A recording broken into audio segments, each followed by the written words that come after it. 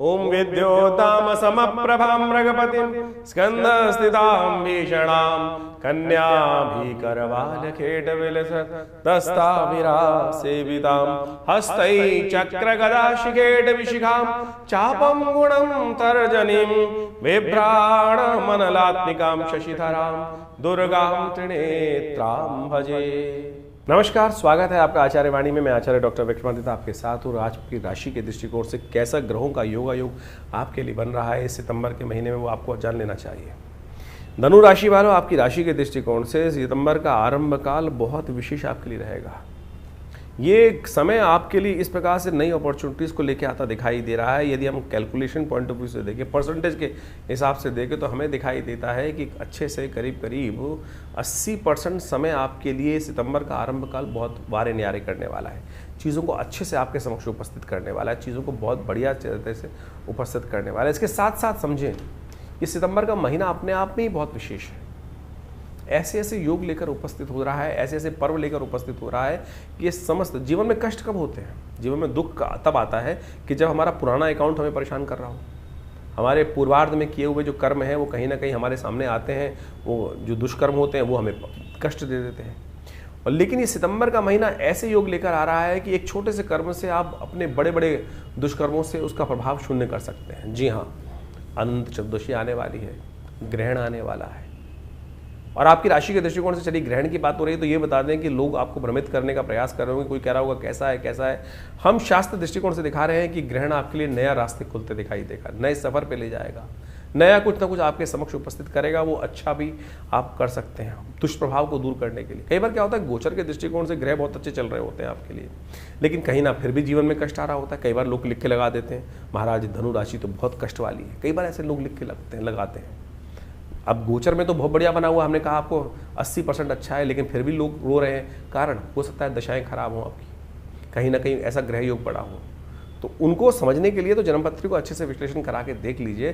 नहीं तो क्या होता है, गोचर में समय अच्छा आया और निकल गया, हजारों लाखों लोगों ने फायदा लिया और आप उससे वंचित रह गए। क्यों? क्योंकि कारण में कुछ ना कुछ कहीं ना कहीं खोट रह गया होगा, चीज़ें कहीं खराब चल रही होंगी, पूर्व अर्जित कर्म कहीं ना कहीं कष्ट दे रहे होंगे। तो यही तो है वो ड्रॉबैक, इसको ठीक करने का प्रयास कर लीजिए। तो जैसा हमने कहा कि इस सितंबर के महीने में आप सोचे, देखिए महालक्ष्मी के व्रत चल रहे हैं। कर्म प्रधान विश्व रचनाकार, सही दिशा में किया गया कर्म, सही जगह पे ठोकर यदि चोट मारी तो कील घुसी जाएगी ना, कील बचेगी थोड़ी, कील तो सही जाएगी बिल्कुल, लेकिन प्रयास, समय और जो प्रयोग का जो स्थिति है, जो प्रोसेस है, वो बिल्कुल ठीक होना चाहिए। तो ये महालक्ष्मी का जो व्रत है ये अद्भुत है, चमत्कारी है। उसका विधान हम आपको दोबारा बता देंगे, आज चिंता ना करें। वो बताएंगे कैसे आपके वारे न्यारे कर सकते हैं ये मंत्र प्रयोग, विशेष तौर पर महालक्ष्मी के व्रत जो हैं। नहीं तो आते हैं और चले जाते हैं, हर साल आते हैं, तो ये जाने मत दीजिएगा मौका हाथ से। इसके बाद श्राद्ध आ रहे हैं। श्राद्ध क्या है? पुराने समस्त कर्मों को, ऋण को निवृत्त करने का तरीका। अब लोग कहते हैं कि पितृदोष पितृदोष पितृदोष, हंगाम मचा रखा है लोगों ने। पितृदोष होता ही नहीं कुछ, पितृ ऋण है। और कैसे निकलेगा? उसके लिए पैसे खर्च करने हैं ना। पत्रम पुष्पम फलम तोयम, केवल तर्पण से ही एक छोटा सा कर्म कर कर उसके लिए शास्त्र में तरीका है। वो सारे विधान आज इस कार्यक्रम में, सारे डाउट्स जो हैं वो हम क्लियर करने के आपके समक्ष वो सारे सिद्धांत लेकर आ रहे हैं। आप सिद्धांत को सही समझ लीजिएगा, फिर मत लिखिएगा धनु राशि खराब होती। धनु राशि तो सबसे बढ़िया राशि है, सबसे बढ़िया बृहस्पति गुरुदेव की राशि है, फिर कैसे खराब हो सकती है? तो इस बात समय भी बढ़िया चल रहा है, हम आपको गारंटी दे रहे हैं। बृहस्पति सम्मुख होकर बैठे हैं आपकी राशि में, फिर खराब कैसे हो सकता है समय? कहीं है तो फिर कहीं ना कहीं आपकी कुंडली में कुछ दोष है, उसको ठीक करने का आपको रास्ता अपनाना पड़ेगा। ठीक समझ लीजिए क्या कुछ करना है उपाय, वो भी हम आपको बता रहे हैं। 1 तारीख से आरंभ कर रहे हैं। 1 सितंबर जो है सोमवार का अवसर है, नौमी तिथि है, भाद्रपद मास की शुक्ल पक्ष की नौमी, नंदा नौमी। और ऐसे में ग्रह नक्षत्रों के दृष्टिकोण से गजकेसरी योग बनकर तैयार हो रहा है इस दिन आपके लिए। आपकी राशि में प्रवेश करेंगे। सुबह थोड़ी हल्की जरूर दिखाई देती है, उसके लिए आपको थोड़ा सा ध्यान रखना पड़ेगा कि गलत लोगों की संगत से बचें, स्वास्थ्य का ध्यान रखें। 2-3 दिन जो रहे हैं विशेष तौर पे स्वास्थ्य के दिन थोड़ा भारी थे, कोशिश ये करें थोड़ा सा चावल का दान कर दीजिए। सोमवार का अवसर है, महामृत्युंजय मंत्र का जप कर लीजिए और साथ साथ महालक्ष्मी के व्रतों के लिए महालक्ष्मी का पूजन करें।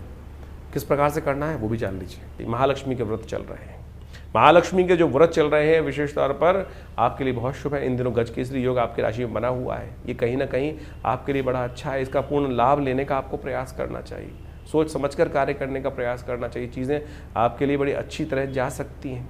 महालक्ष्मी के व्रत चल रहे हैं, कोशिश ये करें। हमने विशेष तौर पर महालक्ष्मी के व्रत के दौरान पूरी व्यवस्था है कि अभी 16 दिन के ये व्रत हैं, एक दिन पहले ही आरंभ हुए हैं। और इस महालक्ष्मी व्रत के दौरान हो सके तो भगवती लक्ष्मी का नित्य प्रति स्तवन श्री सूक्त का पाठ अवश्य करने का प्रयास कीजिए। ये आपके लिए बहुत शुभ रहेगा, लाभ का रास्ता आपके लिए बनाता दिखाई देगा। तो अवश्य इस समय महालक्ष्मी व्रत का विधान आपको करने का प्रयास करना चाहिए। ये महालक्ष्मी के व्रत आपके लिए संपूर्ण रूप से मनोरथों को सिद्ध करने के योग बनाएगी। हमने पिछली बार भी आपको बताया था कि ये महालक्ष्मी के व्रत जो है वो विशेष तौर पर यदि इस दौरान महालक्ष्मी के व्रत के दौरान आप भगवती महालक्ष्मी को प्रसन्न करने के लिए नित्य प्रति महालक्ष्मी के श्री सूक्त का पाठ करें। श्री सूक्त का पाठ ऐसा अद्भुत पाठ है कि जो महालक्ष्मी को अद्भुत रूप से प्रसन्न करता है और भगवती बाध्य हो जाती हैं जातक पर अपने उस कृपा को बरसाने के लिए। ऋषि भृगु के द्वारा बनाए गए ये मंत्र हैं, ओम हिरण्यवर्णाम हरणीम सुवर्ण रजस्त्रजाम चंद्राम हिरण्यमयीम लक्ष्मीम जातवेदो मावा। ये महालक्ष्मी के मंत्र हैं। तो कोशिश ये करें इनको नित्य प्रति इन 16 के 16 दिनों में इसका यज्ञ करने का प्रयास करें। वैसे तो हमने विवेकानंद योगाश्रम में पूरे 16 दिन तक महालक्ष्मी का दिव्य यज्ञ रखा है और जो लोग इसमें सम्मिलित हो रहे हैं उन्होंने सब अपना रजिस्ट्रेशन करा रखा है। आप सब लोग उसमें भी अपने साथ अपने नाम से एक ब्राह्मण की व्यवस्था कराना चाहें तो हमारे आश्रम से संपर्क साध सकते हैं। नंबर्स आपके सामने स्क्रीन पे चल रहे हैं और ये दिव्य प्रयोग है। जिसने भी करके देखा, हमने बहुत सारे हज़ारों लोगों पर इनका मंत्र बताया और जिसने इस महालक्ष्मी मंत्र का जो विशेषता पर जिसको कहा जाता है श्री सूक्त, इसका स्तवन किया है। हमारे अपने जीवन में बहुत बार आवश्यकता पड़ती है, धन के बिना तो कोई कार्य चलता नहीं है। और जब भी इसका श्रद्धा विश्वास के साथ आवश्यकता के अनुसार से इसका सानिध्य मंत्र का लिया गया है, जिन ने लिया है उन पर कृपा अवश्य हुई। लेकिन मंत्र शुद्ध होना चाहिए, शुद्ध रूप से। ये 16 मंत्र जो हैं इनको शुद्ध रूप से स्तवन यदि आप करें नित्य प्रति और इन खास दिनों में महालक्ष्मी के व्रत के दौरान। हमने ऐसे ऐसे लोग देखे हैं कि जिनके जीवन में बिल्कुल रास्ता बन ही नहीं रहा था, तो उन्होंने भी इसका मंत्र का स्तवन कर कर लाभ लेने का प्रयास किया, तो बिल्कुल परिवर्तन का रास्ता बना। तो आप भी कोशिश ये करें, इसको सही रूप से समझकर कार्य कर लीजिए। महालक्ष्मी के दिन हैं, ये 16 दिन हैं, ये पूरे वर्ष आपके लिए लाभ देने के रास्ते अवश्य बनाएंगे। तो इसको हमें अच्छे से समझ लेना चाहिए।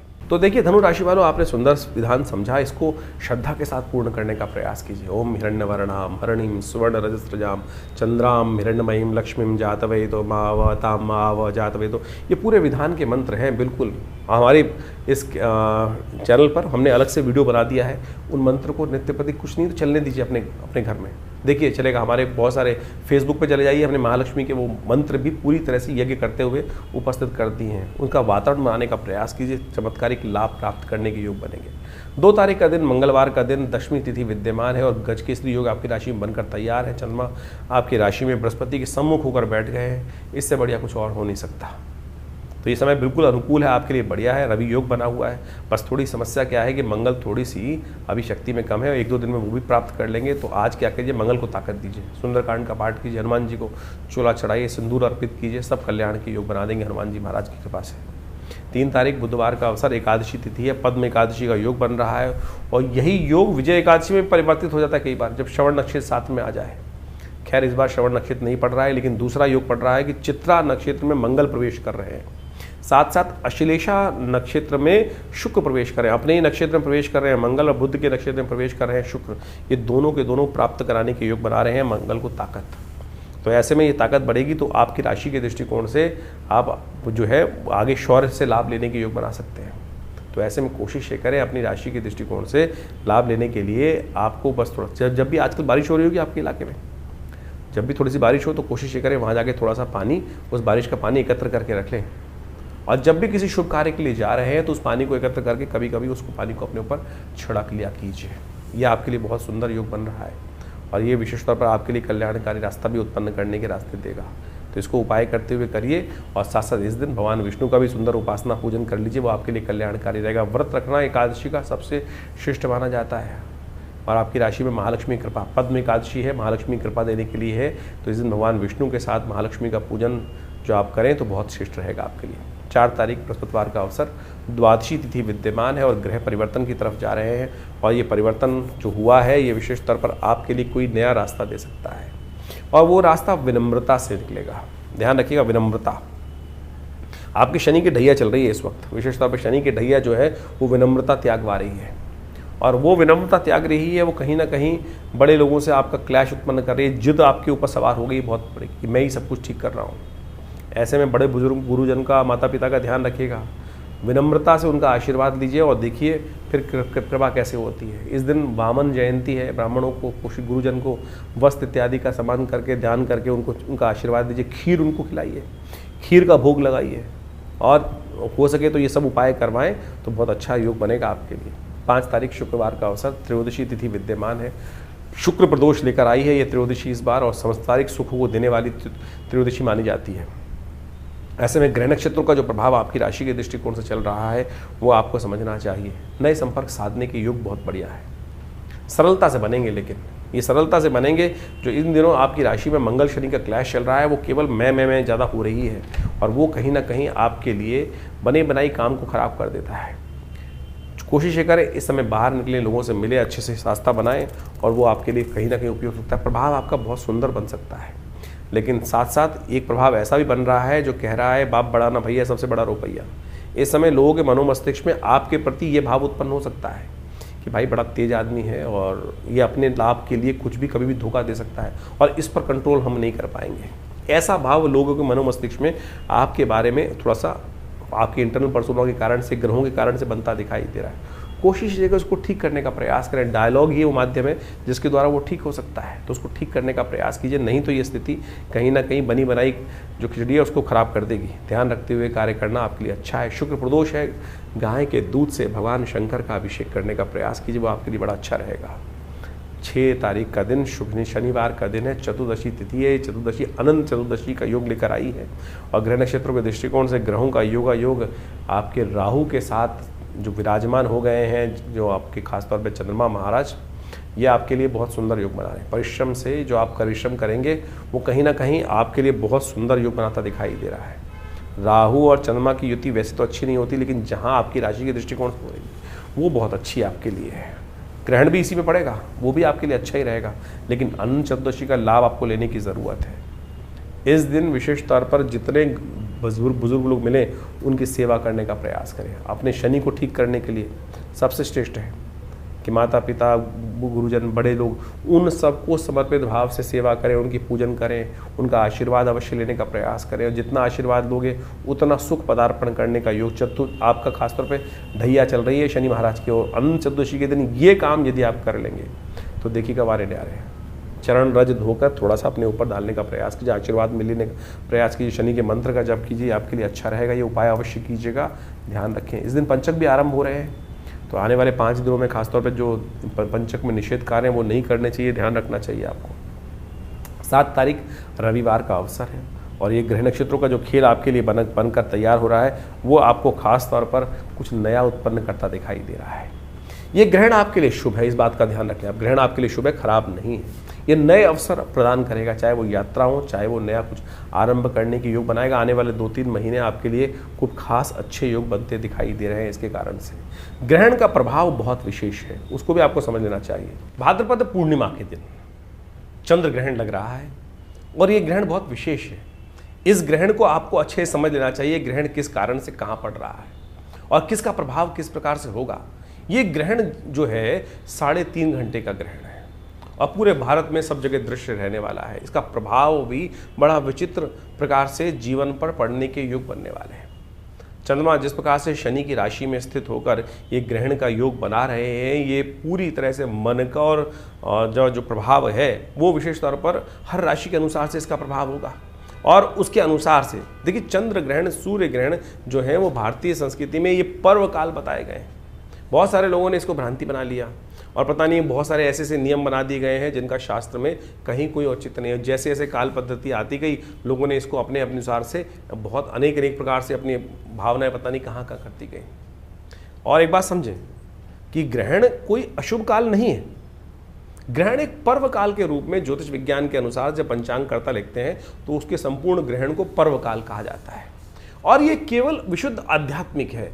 अपनी आत्मिक उन्नति, जीवन के कष्टों को दूर करने के लिए वो काल बताया गया है। इसका प्रभाव लोगों ने इसका अनुभव किया और उसकी छाया जो होती है वो कभी शुभ नहीं होती। इसकी छाया से बचने के लिए अनेक बहुत प्रभाव होता है। हमने अनेक केस देखे हैं। हमारे एक परिवार में व्यक्ति थे और कहा जाता है, उन्होंने जब देखा, हमने वो घटना स्वयं देखी है कि उनकी माता जी ग्रहण काल में सो गई थी और जब उनका जन्म हुआ तो उनके कान कई प्रकार से बंद थे, बहुत सारी शारीरिक तौर पे विक्षिप्तियाँ थी। तो ऐसा घटनाएं बहुत सारी होती हैं। उसी घटना को बचाने के लिए शास्त्र में कहा गया है कि ऐसे समय में केवल हमको भगवान परमात्मा का भजन करने का प्रयास करना चाहिए और उस छाया को दर्शन में नहीं जाना चाहिए। छाया उस यानी आप घूमते फिरें, बहुत सारे लोग तो ऐसे भी हैं कि घूमते फिरते रहते हैं, कुछ प्रभाव नहीं होता है।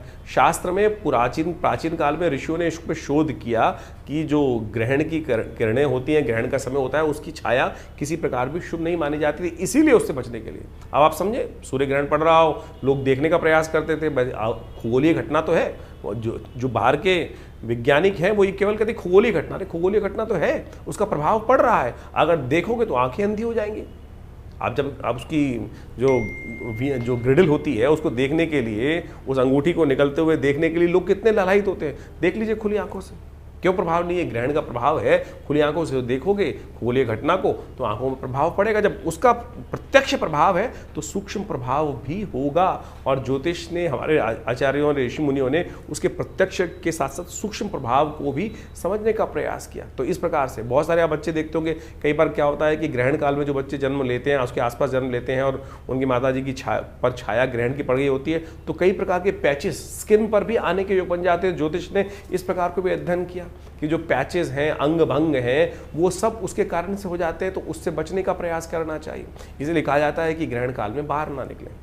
और क्या कहा जाता है, और अगर एक नियम बनाया गया, एक बहुत विशेष तौर पे समझने का नियम है, ग्रहण जो विशेष तौर पे साधना करना चाहता है उसके लिए कहा गया कि उस समय भोजन ना करें, और भोजन ना करें उस समय बैठकर भजन करें, परमात्मा का आराधना करने का प्रयास करें। और यदि वो नहीं करेंगे तो क्या होता है उसके लिए, और उसके साथ साथ ये नियम बताया कि उनके लिए नियम है कि आप ग्रहण का जब सूतक काल आरंभ हो जाए तो आप भोजन ना करें और उस समय अपने आप को तैयार करें। जब ग्रहण आ जाए तो उस समय साधना करें, मंत्र जप करें और दान पुण्य करें। ग्रहण के आरंभ में आपको स्नान करना चाहिए, ग्रहण काल में यज्ञ करना चाहिए और ग्रहांते दानम, ग्रहण के अंत में दान करने की व्यवस्था है। ये नहीं तो बहुत सारे लोग क्या करते हैं कि ग्रहण काल में कौन दान लेगा? ग्रहण काल के अंत में हमें दान देने का प्रयास करना चाहिए। ग्रहण काल में जो कार्य किया जाता है, कहा जाता है उसका 100 गुना अधिक प्रभाव पड़ता है। तो इसलिए ग्रहण को पर्व कहा गया है। जो मंत्र आप जब साधारण समय में करेंगे, यदि मानसिक तौर पर ग्रहण के समय में उस मानसिक जप को कर लें तो उसका कई गुना अधिक प्रभाव हो जाता है। ग्रहण काल में यदि यज्ञ कर लें तो उसका जो वैसे ही मंत्र जप से कई 10 गुना अधिक प्रभाव यज्ञ के जप का बताया गया, मंत्र के जप का से ज़्यादा 10 गुना प्रभाव यज्ञ का बताया गया है। और वही यदि ग्रहण काल में कर लेंगे तो कई गुना अधिक उसका प्रभाव, 100 गुना अधिक प्रभाव उस कर्म का उस समय में होता है। एक बार मैं कार्य कर रहा था, बहुत सारे एक व्यक्ति ने मुझसे बड़ा अजीब सा प्रश्न किया कि ग्रहण काल में हम तो शारीरिक संबंध बनाएंगे, ग्रहण काल में शारीरिक संबंध बनाते। मैंने कहा तुम नहीं हो, पहले तुमसे भी पहले बहुत सारे हुए हैं, तुमसे भी पहले इस कार्य करने के लिए बहुत सारे हुए हैं। केकसी का वर्णन शास्त्र में आता है, रावण की माता का। कहा जाता है कि ग्रहण एक संधि काल है, ग्रहण एक संधि काल है और संधि काल के अंदर हमें केवल परमात्मा का स्मरण करने का प्रयास करना चाहिए। केकसी ने संधि काल के अंदर, ऐसे ही समय के अंदर शारीरिक संबंध बना है। और कहा जाता है कि रावण की उत्पत्ति उसी लिए हुई, रावण की उत्पत्ति उसी लिए हुई, उसी काल में संपर्क बनाने के कारण से वो समय जिस कार्य के लिए जो श्रेष्ठ कार्य है उसको ही हमें समझने का प्रयास करना चाहिए। लोग समझते नहीं हैं। शास्त्र में इस कथा को वर्णित किया गया है कि संध्या काल में, और ऋषि कह रहे थे अरे क्या करने जा रही हो तुम, इस समय में परमात्मा कामातुर होकर, इस समय का संबंध बनाने का समय नहीं है, ये समय कुछ और होता है। लेकिन केकसी मानी नहीं, और केकसी ने उसके कारण से ही रावण की उत्पत्ति हुई। तो यानी आप समझे कि बहुत सारे लोग आज की तारीख में खुराफात दिमाग में लोगों को चलती रहती है, और जैसी खुराफात आपने जो प्रश्न आपके मन में उठ रहे हैं, हमारे शास्त्र इतने बड़े हैं कि कहीं ना कहीं उस आपसे पहले वो प्रश्न लोगों के मन में उठ चुके हैं। और इस प्रकार के जब मैं एक प्रोग्राम कर रहा था तो मैंने मुझे याद आ गया, तो ये ऐसा प्रश्न एक व्यक्ति ने मुझसे किया, तो मैंने यही सार उस समय उपस्थित किया था कि आप पहले नहीं है भैया, आपसे भी पहले बहुत सारे लोग इस प्रकार का व्यभिचार कर्म कर चुके हैं, तो उसका प्रभाव होता है। तो आप समझें, ये ग्रहण काल जो है, ये पर्व काल जो इस दिन बनने जा रहा है, जो समय चंद्र ग्रहण का बन रहा है 3.5 घंटे का रहेगा। करीब करीब रात्रि में भारत के टाइम के अनुसार से समझें तो करीब 21 बज के यानी 9:57 पे शुरू होगा ये समय, और रात्रि में अगले दिन जो समय रहेगा जिसको गणनाओं में लिखा जाता है 25:27 यानी रात को 1:27 तक ये ग्रहण काल चलने वाला है। कोशिश करें इस समय भगवान के नाम का स्मरण करें। हमने विवेकानंद योगाश्रम में इस पूरे ग्रहण काल के अंदर यज्ञ रखा है और उसमें बहुत सारे विभिन्न मंत्रों का, विभिन्न प्रयोगों का हम सामूहिक तौर पे बहुत सारे कार्य करते ही आए हैं। और ऐसे में कहा जाता है कि अपने कष्टों को दूर करने के लिए हमें अवश्य कुछ न कुछ भगवान का स्मरण मंत्र जप अवश्य अपने रूप में रहने का प्रयास करना चाहिए। उससे आपके जीवन में कष्ट दूर होने का योग बनेगा। ये सिद्धांतिक तौर पर हमें समझ लेना चाहिए। ये बिल्कुल सत्य प्रमाणित चीज़ें हैं, इसमें कहीं कोई कपोल कल्पित नहीं है। आप समझें ग्रहण काल के अंदर क्या कहा जाता है कि अगर ग्रहण के पंचांग के अंदर नियम सोचें कि जो ये नियम है ये साधक के लिए हैं। अबाल जो बच्चे छोटे जो बच्चे हैं प्लस जो वृद्ध है या बीमार है वो दवाई भी खा सकते हैं, वो अपना भोजन भी कर सकते हैं। ये भोजन का नियम जो है, यदि ये वो नियम होता कि ऐसे में कुछ विकड़ने पड़ती हैं और विकड़ने पड़ने से भोजन सब खराब हो जाता है, तो फिर क्यों बच्चों को और वृद्धों को और साथ साथ जो बीमार हैं उनको उससे नियम से हटा दिया गया? अब ये भ्रांति कहाँ से फैली है? पंचांग, किसी पंचांग को उठा के देखो, उसके अंदर पंचांग करता या ग्रहण के नियम के वली के अंदर ये लिखा गया है कि ये जो नियम है इसमें बच्चों के लिए नियम नहीं है, ये नियम जो है वृद्धों के लिए नहीं है, बीमारों के लिए नहीं है। वो अपनी जो नियम कर रहे हैं वो कर सकते हैं, ये साधना के नियम है। तो आज जो एक से एक विद्वान लोग उपस्थित हो जाते हैं और कह देते हैं कि खाना खराब हो गया, ऐसा हो गया, वैसा हो गया, ये बाह्य बातें लोगों ने उपस्थित कर दी। तो इसको उस प्रकार से ना ले। मैंने आपके समक्ष हमने यहाँ बहुत छोटा सा एक विवेचना यहाँ अपने मति के अनुसार से उपस्थित करने का प्रयास किया है। खैर ग्रहण के काल में आप कोशिश ये करें अवश्य अपने मंत्रों को, जो कष्ट जीवन में चल रहा है उसकी निवृत्ति करने के लिए भगवान के मंत्र जो है, जो भी आपके ग्रहों के मंत्र हैं, कैसे भी मंत्र हैं, भगवान शंकर के मंत्र हैं, महामृत्युंजय मंत्र हैं, उन सब का यथाउचित भाव से जप करने का प्रयास करें, कीर्तन करें, भगवान के नाम का मानसिक तौर पर स्मरण करने का प्रयास करें। यज्ञ कर सकते हैं, मूर्ति पूजा नहीं। मूर्ति पूजा उस समय में नहीं करनी चाहिए। शास्त्र में मूर्ति को ढक दिया जाता है, शास्त्र के दृष्टिकोण से मना कर दिया जाता है कि मूर्ति को स्पर्श करना, क्योंकि वो सूतक काल माना जाता है, मूर्ति को स्पर्श ना करें। हाँ, यज्ञ कर सकते हैं। ये आर्णिक सूत्रावली बहुत सारे ग्रंथों में इसको कहा गया है, मंत्र महार्णव इत्यादि समस्त ग्रंथों में, नियम में, धर्म सिंधु के अंदर इस बात को वर्णित किया गया है कि ग्रहण के आरंभ काल में हमको क्या करना चाहिए। ग्रहण आरंभे हमको स्नान करना चाहिए, ग्रहण काले यज्ञ करना चाहिए, ग्रहणांते हमें दान करने का प्रयास करना चाहिए। तो आपकी राशि के अनुसार से क्या कुछ होने वाला है वो भी आपको समझने को मिलेगा। बहुत बढ़िया तरह से हमने इन सब चीज़ों को यहाँ रखने का प्रयास किया है, समझ लेंगे तो अच्छा रहेगा। तो धनु राशि वालों, ग्रहण का प्रभाव आपने समझा। जैसा हमने कहा कि ग्रहण आपके लिए बहुत शुभ है। इस ग्रहण के शुभ प्रभाव को आपको एनालाइज करने के लिए आने वाले 2-3 महीने दिखेंगे और नई अपॉर्चुनिटीज़, नए रास्ते, खासतौर पर नए कुछ अवसर, अवसर, चाहे वो यात्रा के हों, चाहे वो कुछ नया आरंभ करने के होंगे, वो सब आपके समक्ष आते दिखाई देंगे आपको। इसके साथ साथ इस दिन ग्रहण का प्रभाव तो आपने समझ लिया, इस दिन पूर्णिमा भी है, पूर्णिमा का श्राद्ध भी करना है। लोगों को बहुत सारे भ्रम है कि कब करें पूर्णिमा का श्राद्ध, क्योंकि सूतक आरंभ हो जाएगा। चंद्र ग्रहण है, चंद्र ग्रहण जो है भारत में जो है 10 बजे के आसपास रात्रि में आरंभ होगा, 9:57 पे, तो दोपहर को 11:57 के बाद सूतक लगेगा। तो आप उससे पहले ब्राह्मण भोजन करा लीजिए, सत्य कथा कर लीजिए, यानी सत्यनारायण भगवान की कथा कर लीजिए, उससे पहले वो दोष नहीं है। तो उस समय से पहले बहुत समय मिल रहा है आपको, उसका लाभ लेने का प्रयास कीजिए, आपके लिए अच्छा है। तो ये श्राद्ध का जो महीना शुरू हो रहा है, इस दिन से विशेष तौर पर पूर्णिमा का श्राद्ध लोग भूल जाते हैं, तो अवश्य करने का प्रयास करना चाहिए, आपके लिए अच्छा योग बनेगा। इस दिन गजकेसरी योग भी बनकर तैयार है और ये आपके लिए कहीं ना कहीं उन्नति का रास्ता खोलता दिखाई दे रहा है, उन्नति की तरफ अच्छे बढ़ाने के मार्ग बनते दिखाई दे रहे हैं आपके लिए। तो ये आशीर्वाद का समय है, इसको फंसाइए मत, चीज़ों को पॉजिटिव वे में लेने का प्रयास करें तो आपके लिए अच्छा रहेगा। 8 तारीख का दिन सोमवार का अवसर है, प्रतिपदा तिथि इस दिन विद्यमान है, प्रतिपदा का श्राद्ध इस दिन किया जाएगा और ग्रह परिवर्तन की तरफ जाते दिखाई दे रहे हैं। और ये प्रतिपदा की तरफ जाएंगे जब ग्रह, तो विशेष तौर पे आपको समझ लेना चाहिए क्या कुछ आपको करने के योग बन रहे हैं। तो धनु राशि वालों, इस ग्रहण के समय में कुछ खास उपाय भी करने की जरूरत है। देखिए शनि की ढैया चल रही है आपकी राशि के दृष्टिकोण से, और ग्रहण का जो प्रभाव होता है वो पर्व काल माना जाता है, कई गुना अधिक लाभ देने वाला होता है। तो इस ग्रहण के दौरान में आप अपने शनि को ठीक करने का प्रयास कीजिए। आपकी राशि के दृष्टिकोण से आपको विशेष तौर पर इस समय में शनि का विशेष तौर पर पाठ करना चाहिए। शनि का एक मंत्र है, ओम शन्नो देवी रविष्ट्रयापो भवन्तु पीताय शन्नो रविष्ट्रवन्तु नः। क्योंकि शनि की ढैया चल रही है तो या तो इस वैदिक मंत्र का आप पाठ कर लीजिए, या हो सके तो खास तौर पर आप शनि का एक विशेष प्रयोग करने का प्रयास करें। शनि का एक मंत्र है जो हनुमान जी के साथ संपुट करके किया जाता है प्रयोग विधि के अनुसार से, संपुट लगाकर। वो इस प्रकार चलेगा, ओम हंग हनुमतये नमः, ओम प्रांग प्रींग प्रोंग से शनिश्चराय नमः, ओम हंग हनुमतये नमः। ये एक मंत्र बना। तो इसी प्रकार से यानी ओम हंग हनुमतये नमः, ओम प्रांग प्रींग प्रोंग से शनिश्चराय नमः, ओम हंग हनुमतये नमः, ओम हंग हनुमतये नमः, ओम प्रांग प्रींग प्रोंग से शनिश्चराय नमः, ओम हंग हनुमतये नमः, ओम हंग हनुमतये नमः, ओम प्रांग प्रींग प्रोंग से शनिश्चराय नमः, ओम हंग हनुमतये नमः। इसको एक माला कम से कम करने का प्रयास करें। इसके साथ साथ आप शनि के स्तोत्र का पाठ कर सकते हैं और साथ साथ हनुमान जी का जो मंत्र है हनुमान चालीसा उसको पाठ कर सकते हैं। हमने अपने इस चैनल के ऊपर वो समस्त मंत्रों के मंत्र सेक्शन में जाकर वो ऑडियोज़ डाल दिए हैं, 108 बार चांट्स का। कम से कम 3.5 घंटे का ग्रहण है। इस समय में अवश्य इनका रात्रि के समय जो जागत है सो पावत है, जो सोवत है सो खोवत है। ये ग्रहण सोने का समय नहीं है। तो इस समय में अपने कष्टों को दूर करने के लिए इस पर्व काल में उस प्रभाव को 100 गुना अधिक लाभ लेने के लिए अवश्य इसका समय का सदुपयोग करना चाहिए। आपको ध्यान रख के करने लाभ होगा। 8 तारीख सोमवार का अवसर है। प्रतिपदा तिथि उस दिन विद्यमान है। ग्रह परिवर्तन की तरफ जा रहे हैं और ये परिवर्तन का रास्ता आपके लिए कुछ नया रास्ता बनाता दिखाई दे रहा है। स्वास्थ्य का ध्यान रखना पड़ेगा। जो ग्रह बदल रहे हैं वो स्वास्थ्य में कहीं ना कहीं वायु संबंधित रोग परेशान करने की योग दे सकते हैं। तो इसलिए इस बात का ध्यान रखें। अंतःकरण थोड़ा परेशान होता दिखाई देगा, मन थोड़ा सा विचलित होता दिखाई देगा। ऐसे में इसका ध्यान रखने की ज़रूरत है।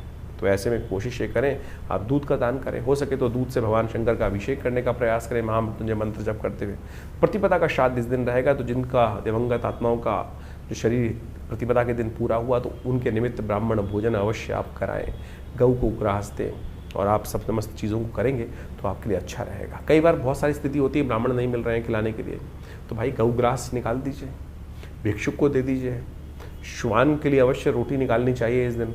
चींटियों के लिए, कौवे के लिए अवश्य, कुत्ते के लिए रोटी अवश्य निकालनी चाहिए। तो ये सब चीज़ें अवश्य। जो श्वान का, कई बार लोग प्रश्न लिख के भेज देते हैं कि श्वान किसको कहते हैं। श्वान का मतलब होता है कुत्ता। तो आमतौर पे शिष्टाचार के अंदर कुत्ता शब्द नहीं उपयोग करते हैं तो श्वान का उपयोग कर देते हैं। काक यानी कौवा, तो आप इनके निमित्त, चींटियों के निमित्त जब होती हैं उनके निमित्त भोजन कुछ रोटी के टुकड़े करके अच्छे से डाल दीजिए। ये समस्त कार्य अवश्य करने चाहिए। ये विधान शास्त्रोक्त है, इनको अवश्य समझें। तो ये शास्त्र में जो भारतीय संस्कृति में वर्णित है तो इसके लिए बहुत सारे आख्यान हैं। हम आज सब बहुत सारे आख्यान आज इस कार्यक्रम में आपके समक्ष उपस्थित करने वाले हैं। उनको सही से समझ लीजिएगा। ये प्रत्यक्ष घटनाएं हैं वो भी हम बताने वाले हैं आपको। इसी कार्यक्रम के अंतिम में उन प्रत्यक्ष घटनाओं को भी आपको बताने वाले हैं कि किस किसने कैसे कैसे कब कब इस तरह से लाभ लिया है। 9 तारीख मंगलवार का दिन, द्वितीया तिथि विद्यमान है। सर्वार्थ सिद्ध योग बना हुआ है और ये योग आपके लिए कहीं ना कहीं उन्नति का रास्ता बनाएगा, नए रास्तों को खोलने का चीज़ें खोल सकता है। ग्रह नक्षत्रों के दृष्टिकोण से ये समय थोड़ा सा आपको खर्चों पे कंट्रोल करने की ज़रूरत रहेगी। अननेसेसरी खर्चे आपके जिम्मे पड़ते दिखाई दे रहे हैं तो उनको बैलेंस करते हुए कार्य करेंगे तो अच्छा रहेगा आपकी राशि के दृष्टिकोण से।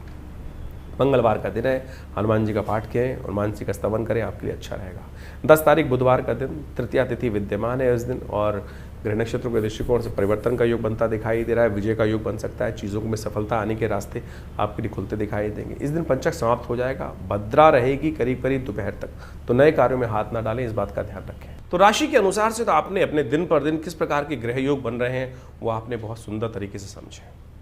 ग्रहों का प्रभाव तो वास्तविक तौर पर हर प्राणी पर, जगत के विशेष जड़ है या चेतन है, उन सब पर भी पड़ता दिखाई देता है शास्त्र के दृष्टिकोण से। और उसके प्रभाव के अनुसार से ही जीवन में, संसार में जो कुछ परिवर्तन के योग बनते हैं वो बहुत अच्छे से समय समय पर लोग उसको अवगत कराते ही रहते हैं हम लोग आपको।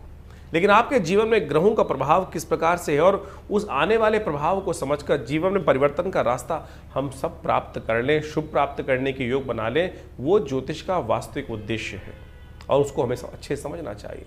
जो ये पर्व इत्यादि समय समय पर आते रहते हैं वो केवल पर्व नहीं है, केवल हर्षोल्लास के लिए, आनंद के लिए, दिवाली पर पटाखे चला लिए, होली पर हमने रंग खेल लिया, ये केवल वो औचित्य नहीं है। वास्तविक तौर पर एक बात समझ लें, ज्योतिष के साथ साथ पुराण इत्यादि समस्त शास्त्रों में जो रहस्य बताए गए हैं कि हम इस जो पर्व काल है, जो समय है, चाहे वो ग्रहण पड़ रहा है, इस समय में जो ग्रहण पड़ रहा है उसके अनुसार से आपने अपनी राशि के अनुसार से प्रभाव समझाई, लेकिन उन सब पर्व कालों में किस प्रकार से आप अपने जीवन में अपने कष्टों को दूर करने के लिए रास्ता ढूंढ सकते हैं, रास्ता बना सकते हैं, वो वास्तविक तौर पे शास्त्रों का विशेष प्रभाव है और विशेष उद्देश्य है, उसी के लिए इन समस्त कथाओं की संरचना की गई है।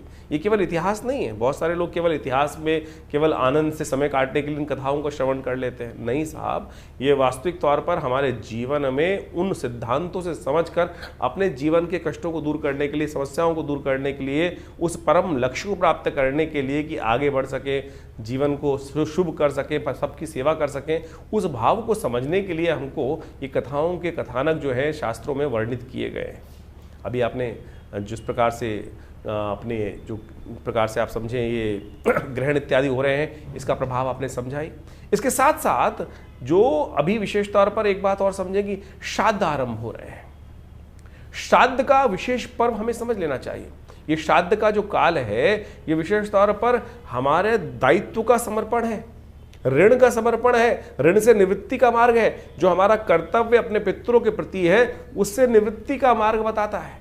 और इसके ऊपर विशेष तौर पर भारतीय संस्कृति में सबसे ज्यादा शोध किया गया, और अब बाहर भी जाकर लोग इस पर शोध करने का कार्य कर रहे हैं। बहुत सारे समय समय की कथानक, बहुत सारे इंसिडेंट लोगों के समक्ष आते रहते हैं, और उन सब ने देखा कि बहुत बढ़िया तरीके से ये जो पद्धति है, इसके ऊपर बहुत विशेष तौर पर आज ही नहीं, अनादिकाल से, बहुत लंबे समय से एनी बेसेंट, डब्ल्यू लेडबीटर, इन सब ने भी ये theosophical society, India theosophical society world wide जो थी, उन्होंने बहुत जबरदस्त शोध करके दिखाए। आत्माओं से संपर्क साधने का प्रयास किया गया, और उन आत्माओं से संपर्क साधने के बाद उन विशेष तौर पर वर्णन किया गया। डब्ल्यू लेडबीटर की तो एक किताब है, इनविजिबल हेल्पर।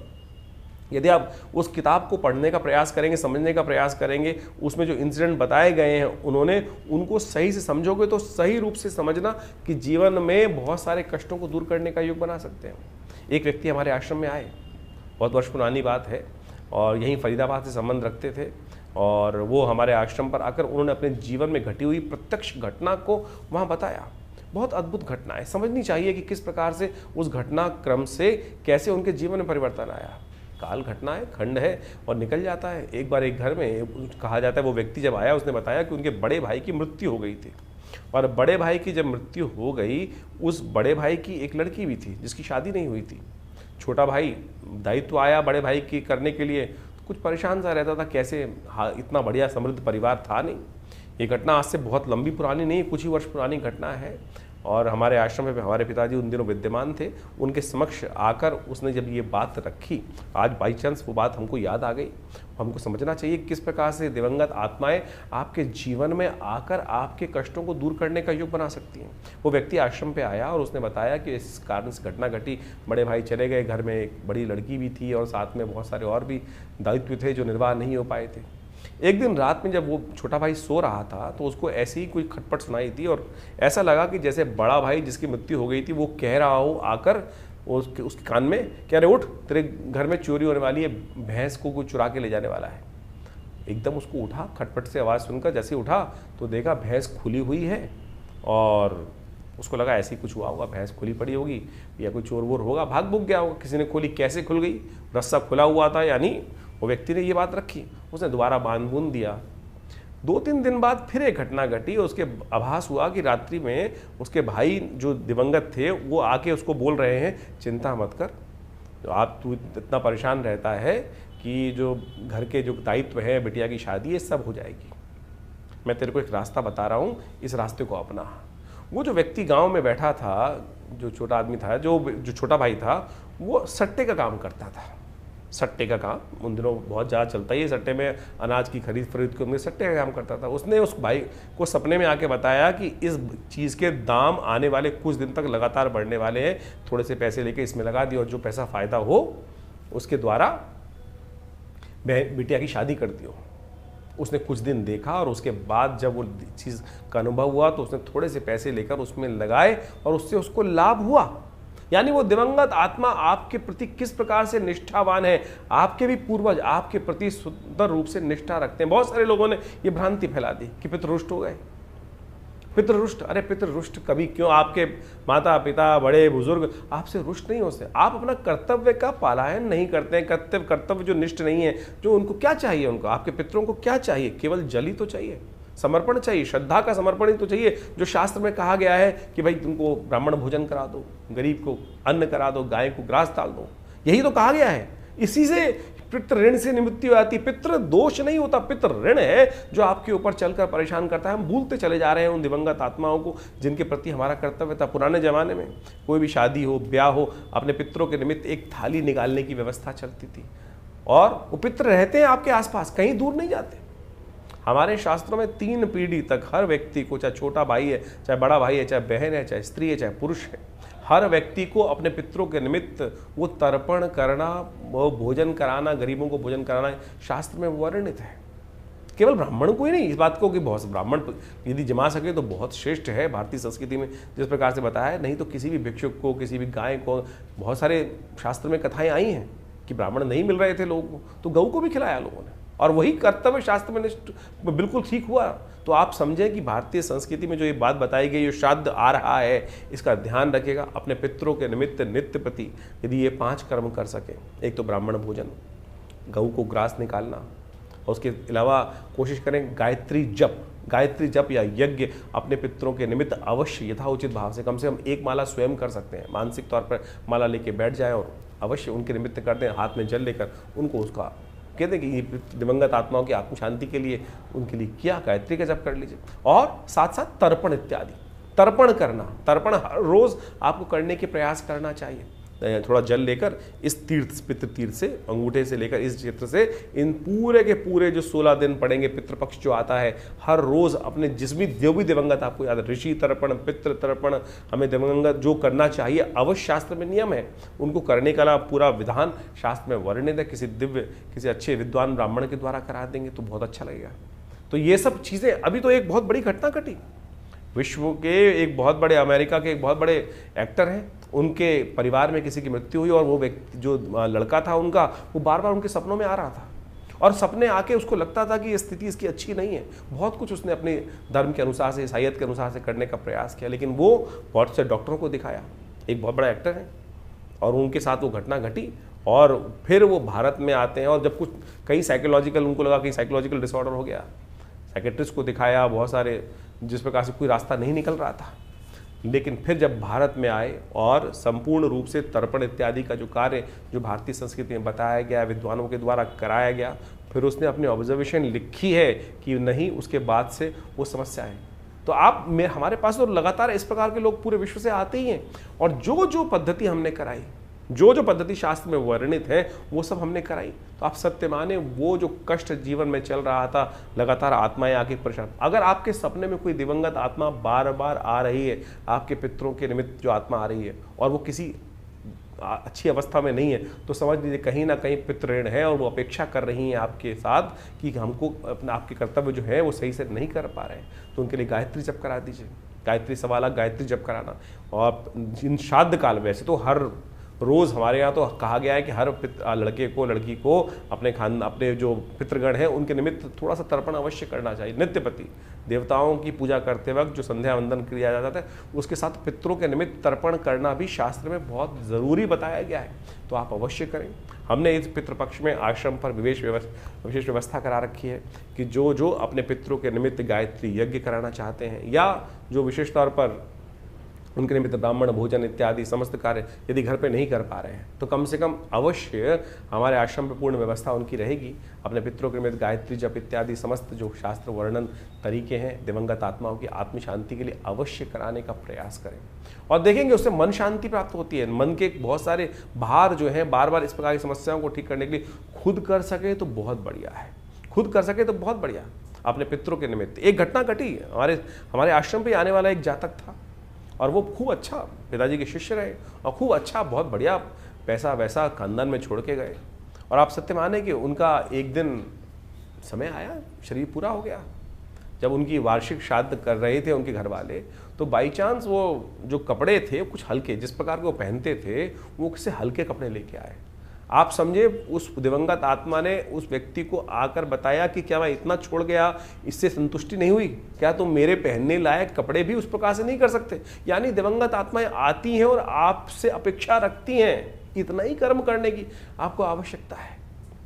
बहुत सारे लोग, अभी एक हमारे पास एक व्यक्ति आया, बहुत दिन पहले मैं किसी कार्यक्रम में उपस्थित था, और कार्यक्रम में उपस्थित होते हुए था, वहाँ पर उस व्यक्ति ने मुझसे प्रश्न किया शायद टीवी पे ही था, किसी टीवी चैनल पर ही लाइव डिस्कशन चल रहा था, उस पर कॉल किया उसने कि महाराज ये बताएं कि हमारे घर में ऐसी ऐसी घटना तो नहीं हो जाएगी। मैंने कहा क्यों, क्या हुआ?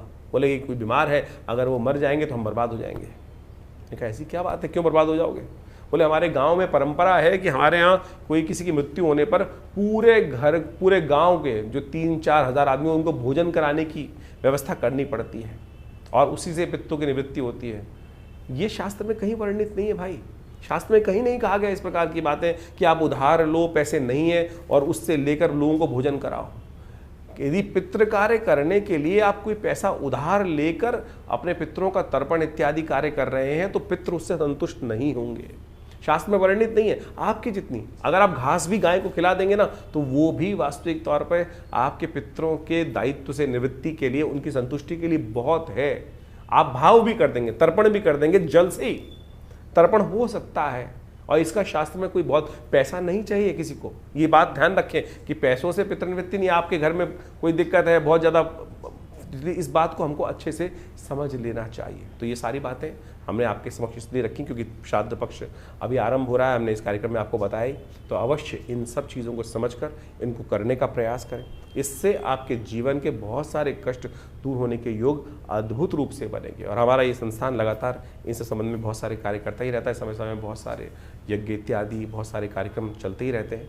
आप सब उनमें जुड़ सकते हैं। हर रविवार को तो विशेष कार्यक्रम यज्ञ का होता ही है, मंगलवार को सुंदरकांड का पाठ होता है और बहुत सारे समय समय पर उत्सव के यज्ञ रहते हैं। अभी नवरात्र का यज्ञ रहेगा बहुत बड़ा, उसमें सम्मिलित सचंडी का सुंदर कार्यक्रम रहेगा। तो ये सब जो उत्सव जिससे हमने आरंभ किया था, ये उत्सव है, ये केवल उत्सव नहीं है, ये केवल पर्व नहीं है, ये हमारे जीवन के कष्टों को दूर करने का सुंदर मार्ग है। तो अवश्य इनको हमें अपनाने का प्रयास करना चाहिए और इनसे वैज्ञानिक विधान जो है इनको समझते हुए कार्य करने का प्रयास करना चाहिए।